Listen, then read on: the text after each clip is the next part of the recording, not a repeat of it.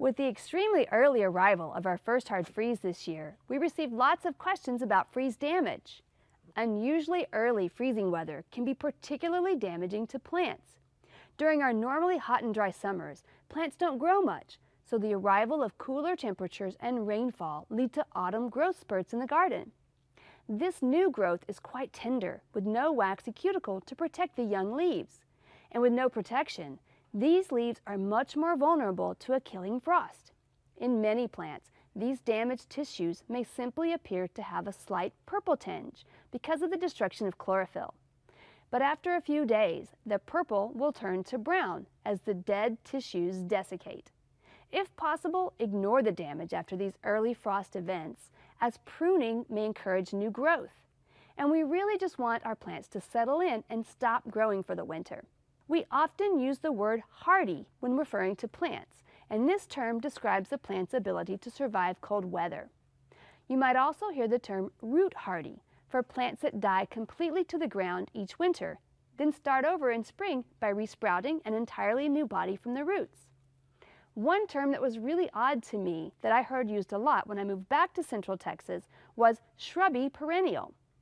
Perennial can be used to either mean a long-lived plant, such as a tree that lives perennially, or a small herbaceous plant that dies to the ground each year and reemerges in spring.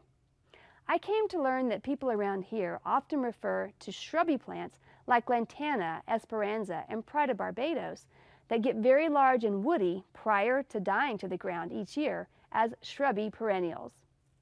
Some plants don't desiccate and turn brown when hit with cold temperatures. They simply turn to mush.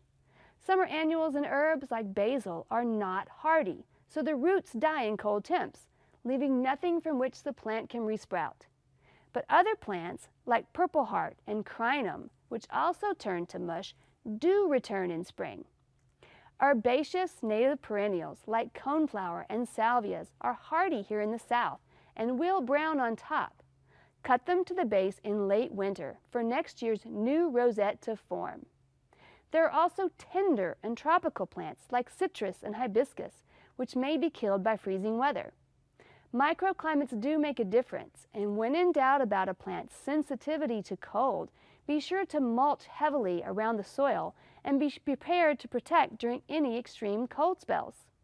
While your pruning tools are on hold, now's a good time to divide and move your fall blooming bulbs. With the rains last August and September, Rose had a bumper crop of oxbud lilies, great pass-along plants for autumn blooms. We'd love to hear from you. Click on centraltexasgardener.org to send your questions, pictures, and videos.